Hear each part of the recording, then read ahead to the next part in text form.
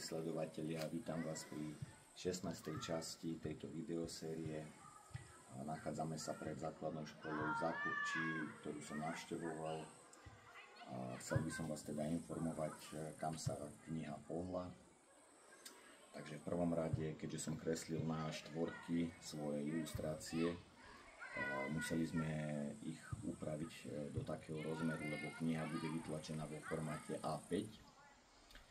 No a teda tým pádom sa urobili posledné úpravy v PDF-kovom formáte, ktorý bol zaslaný do tlačiarne, kde teda nejaký poradovník, podľa ktorého sa tlačia veci, ktoré sú tam zaslané. No a vyťaženosť samotnej tlačiarne nepoznáme, takže predpokladám, že na budúci týždeň, začiatkom budúceho týždňa by mi mohla byť doručená kniha, prvotný kontrolný nátlačok, ktorý si ešte raz teda dôkladne pozriem, skontrolujem a finálne teda odsúhlasím to, že je to verzia, ktorá bude už taká, ktorá potom bude v predaji ponúkaná nám, na ktorý podobne dostanete vy samotní čitatelia. Čo sa týka tejto videosérie, aby sme si to upresnili, je toto 16. diel, ešte nás čakajú dva, bude ich kompletne teda 18.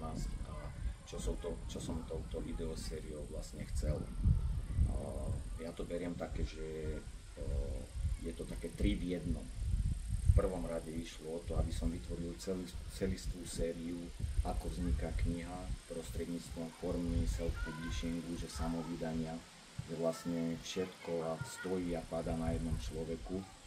U mňa je to plus ešte aj k tomu tie ilustrácie, nie len textová časť, ale aj celkovo organizačná časť. Tam sa dá hovoriť o niekoľkých povolaniach doslova, ktoré to všetko zahrania.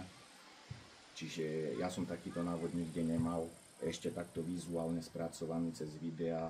Ja som bol v podstate v tomto ako samouk, nikde takéto videá ani neexistovali. Ja som vlastne prvý, ktorý takúto ucelenú videosériu predstavil, ponúkol a môže to slúžiť ako návod pre začínajúcich autorov, ďalších, ktorí sa rozhodnú ísť takouto cestou.